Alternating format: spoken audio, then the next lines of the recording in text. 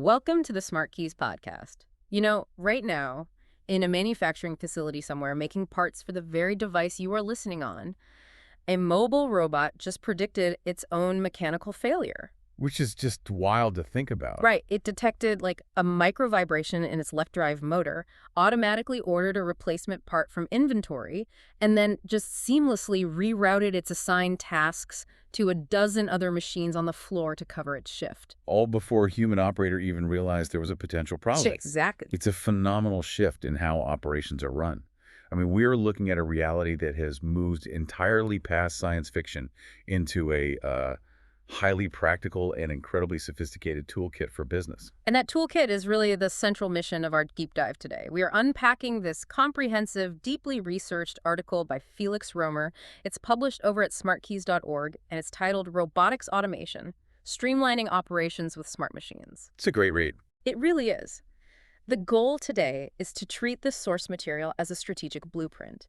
Because whether you are an executive trying to scale operations, a manager analyzing workflows, or just a professional aiming to stay relevant in a tech-driven market, understanding this blend of physical machinery and software is, well, it's the ultimate cheat code to staying ahead. Yeah, but the challenge, as Römer's text outlines pretty early on, is that the baseline terminology often trips people up. Oh, for sure. Industry professionals casually use the words robotics and automation as if they're the exact same thing. Right, they just swap them out. Exactly.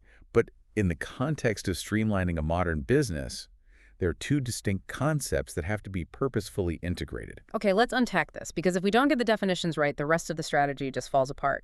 When we look at a highly efficient warehouse, what is the actual dividing line between the robotics and the automation? So think of robotics as the kinetic energy of the operation. The physical stuff. Yeah, these are the physical machines engineered to execute complex multi-step actions in the real world. They operate using control logic, sure, but their primary function is to do the heavy lifting. Like welding a chassis or sorting a pallet. Right, or inspecting a microscopic soldering joint on a circuit board. Automation, conversely, is the digital brain power. The software side. Exactly. It's the software layer designed to execute tasks with minimal human intervention. It's the unseen system pulling customer data from a database, filling out a digital invoice, or, sending the precise mathematical coordinates to that physical robot so it knows exactly where to move. I think we can take that distinction and build a more structural analogy out of it. If a business is a living organism, the physical robotics are the muscular system. Go like that. Right. They provide the torque, the physical output, the tangible work. The automation software is the central nervous system. It processes the environmental data and sends the electrical impulses telling the muscles when to fire and how hard to grip. That's spot on. So if a company spends millions upgrading its muscles by buying heavy-duty hardware, but still relies on a manual, slow nervous system... Like humans emailing spreadsheets back and forth to track inventory. Exactly. Then that business is incredibly strong, but completely uncoordinated. And that structural analogy hits on the exact premise of the article. True operational efficiency only happens when the muscle and the nervous system are synchronized. You have to eliminate manual handoffs. Yeah. And the text makes a crucial point about business relevance here. The objective of integrating these systems is rarely just a blunt exercise in cutting headcount. It's fundamentally about labor reallocation. Which changes the margin structure of a business entirely. I mean, you remove a human worker from a highly repetitive, ergonomically dangerous task, and you reassign them to a role requiring critical thinking. Right, and in doing so, you unlock the ability to run operations continuously. Continuous operation is the massive leverage point here. Because machines don't get tired. Exactly. Machines don't experience the 3 p.m. cognitive slump. They allow a facility to run 24/7 shifts where the throughput remains constant. And there's a safety element, too, A right? huge one. By pulling humans out of hazardous environments or relieving them of those fatiguing, repetitive motions, a company naturally drives down workplace injuries. Which makes total sense. And the secondary benefit to that safety upgrade is quality control. A human performing the same manual motion for 8 hours will inevitably experience a drop in precision. But a synchronized robotic cell will apply the exact same pressure on the 1000th cycle as it did on the first. So if you're tracking with us and you recognize the need for this synchronized muscle and nervous system, the most urgent question becomes implementation. Yeah, how to actually do it. Right. How does established business actually build this architecture without halting their current operations? Because nobody can hit pause on their revenue stream for 6 months to install new tech. You build it by understanding the spectrum of available technology and applying the right tier to the right bottleneck. The text breaks down the physical side, the robotics, into 4 distinct tiers of industrial automation. The foundation is fixed automation. Which sounds like a traditional assembly line. It is the ultimate expression of the traditional line. Fixed automation is built for high-volume, single-location tasks where the product rarely changes. Okay. The classic example from the article is a series of QK robotic arms, heavy-duty industrial machines synchronized on an automotive line. They're bolted to the floor, executing one specific weld thousands of times a day. It delivers pure, unadulterated throughput. But the vulnerability there is rigidity. Like, if the consumer market shifts and you need to manufacture a different car model, those fixed arms are essentially useless until you spend weeks physically retooling the line. Which introduces the second tier, programmable automation. This tier utilizes software-driven cells designed for batch processing. So it's more adaptable. Much more. If your facility produces a run of product A on Monday and product B on Tuesday, you don't rebuild the machine. You just load a different software sequence. The system reconfigures its parameters, and you maintain a consistent cycle time across different batches. But what if batches aren't fast enough? I mean, in e-commerce or customized manufacturing, demand isn't neatly organized by the day. You might need to change product specifications hourly. And for highly varied demand, you need the third tier, which is flexible automation. This goes beyond just changing software. Flexible automation uses modular cells and autonomous nodes that can pivot between different SKUs or stock-keeping units almost instantaneously. Wait, how does that actually work mechanically? How does a machine pivot without someone changing its tool? It swaps its own tools. Seriously? Yeah. A robotic arm and a flexible cell might have a modular end effector, basically the hand of the robot. When the software detects the new SKU coming down the line, the robot drops the welding tool into a docking station and clicks a suction gripper into place completely autonomously. It allows a facility to adapt on the fly, eliminating those massive retooling windows that historically paralyzed production. Here's where it gets really interesting, though, because the fourth tier moves past just physical adaptability into actual cognition. Right, intelligent automation. This is the bleeding edge layer, where artificial intelligence and machine learning are injected into the control logic. So they're thinking, sort of. They're learning. These systems don't just react to software commands. They learn from their environment. We are talking about autonomous mobile robots equipped with computer vision that can detect micro-anomalies on a production line. Or predict their own hardware failures, like we talked about earlier. Exactly, by analyzing temperature variances in their motors, allowing them to schedule their own maintenance before a catastrophic breakdown occurs. So we have a physical spectrum that ranges from heavy, fixed throughput to modular predictive intelligence. But moving back to the software side, the nervous system, the article points out that none of this physical hardware matters if the digital platform orchestrating it is a mess. Oh, absolutely. The software orchestration is where most businesses actually win or lose this transition. The text highlights a critical tension in modern digital platforms, the balancing act between low-code tools and pro-dev controls. We hear low-code touted constantly in the business world as this magic bullet. Right. The idea is that business analysts, people who aren't software engineers, can just use a visual drag-and-drop builder to create automated workflows. It sounds great in a pitch meeting, but reading the source material, it seems like relying entirely on low-code is a fantastic way to completely break your back office. It really is. If you deploy low-code without guardrails, you are essentially letting well-meaning employees build fragile digital infrastructure. Yeah. A citizen developer, like a business analyst, might use a low-code tool to build a brilliant software bot that scrapes data from incoming invoices and updates your inventory system. And that speeds up the department immensely. It does. But what happens when the invoicing software company pushes a mandatory update overnight, changing the layout of the screen? The bot breaks because it's looking for a button that isn't there anymore. Exactly. And if that bot was critical to your supply chain, your operations just halted. Which is exactly why the platform must include pro-dev or professional developer features. These include strict version control, automated testing environments, and reusable code components. It creates a safety net. Yes, it allows the business users to design the logic of the automation quickly, but it requires the actual deployment to pass through professional IT standards, ensuring a single software update doesn't crash your entire enterprise. Another software capability the article details is how these platforms actually figure out what tasks to automate in the first place. Because historically, a consultant would come in, interview employees for a month, and guess where the bottlenecks were. Now, they use AI process discovery. Instead of relying on human memory, the AI digitally shadows the workforce.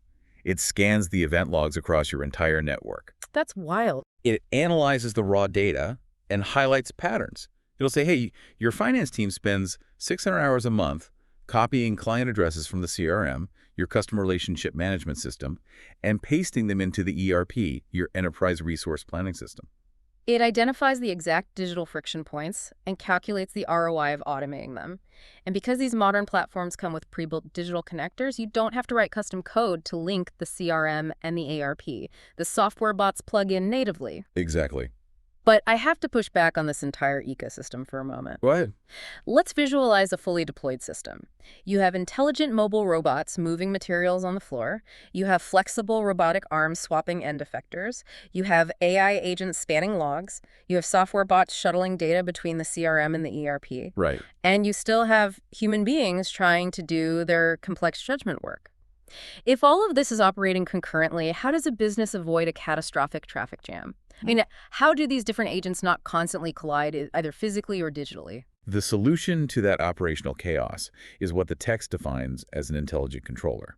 This is the master orchestration layer. A lot of people might think of that as a traffic cop, just telling things when to stop and go. But based on the text, it seems much more akin to an air traffic control system. That is a much more accurate visualization. And an intelligent controller doesn't just manage simple stop-and-go logic. It manages long-running, multi-layered workflows while maintaining the broader context of the business. So it's looking at the big picture. Yes. It dynamically routes work based on real-time variables. If a complex order comes in, the controller evaluates the available capacity. It checks the SLA, the service level agreement, to see how fast the order must be processed. Got it. It then calculates, does this data extraction go to a software bot? Does this physical picking task go to an autonomous mobile robot? Or does this specific exception require a human technician's judgment? It calculates the trajectory, the required fuel, and the available runways in real time, delegating the workload seamlessly. And it does so while enforcing absolute governance. The article details 3 non-negotiable governance features managed by this controller. Okay, what are they? First is RBAC, or Role-Based Access Control. This ensures a software bot operating in finance cannot accidentally access the HR database. Makes sense. Second, audit trails. Every single action taken by a machine or a human is logged immutably, which is critical for regulatory compliance. Right, you need that paper trail. And finally, exception handling. When a software bot encounters an unrecognizable invoice format, the controller has a predefined protocol. It might auto-retry the task, or it might cleanly package the data and route it to a human reviewer's dashboard without dropping the process entirely. Okay, so we have established the physical mechanics, the software guardrails, and the air traffic control system that orchestrates it all. I want to ground this in reality by looking at the cross-industry impact. How does this highly sanitized digital logic survive in complex physical environments? What's fascinating here is how these identical principles are fundamentally reshaping entirely different sectors. Look at the aerospace industry. Okay. Aerospace manufacturing demands incredibly tight tolerances. Building a modern fuselage often involves composite layup, which is the process of layering sheets of carbon fiber tape over a mold. Which requires absolute precision. I mean, if a human does that by hand, they might apply slightly uneven tension, or the temperature in the hangar might fluctuate, imperceptibly changing the curing process of the resin. And in aerospace, you cannot have imperceptible changes. So they utilize flexible robotics for composite layup. The robot applies the carbon fiber with mathematical precision, but more importantly, it records the exact tension, speed, and temperature for every single millimeter of tape laid down. Wow. It creates a flawless, verifiable audit trail tied directly to that specific aircraft. The machine doesn't just do the work, it proves the work was done perfectly. What about an industry with completely different constraints, like food and beverage? In food and beverage, the primary constraint is hygiene. The text notes the deployment of sealed robotic cells. Sealed cells. Yeah, these are machines engineered to withstand high-pressure, high-temperature chemical washdowns. By placing these robots in the raw material handling and packaging phases, facilities completely eliminate the variable of human contamination from the most vulnerable steps of the food supply chain. And taking it even further from a clean room, the article highlighted agriculture, which is arguably the most chaotic physical environment you could operate in. Yet agriculture is rapidly adopting intelligent automation through precision farming. Instead of a farmer making a gut-feeling guess about when to irrigate a field based on the weather forecast, the farm utilizes a network of soil sensors. Right. These sensors feed real-time moisture and nitrogen data back to the central controller, which then automatically triggers specific physical irrigation valves for microzones of the farm. So the controller applies the exact amount of water needed, exactly where it is needed, drastically improving crop yields while minimizing resource waste. So what does this all mean for the business leader trying to justify the capital expenditure?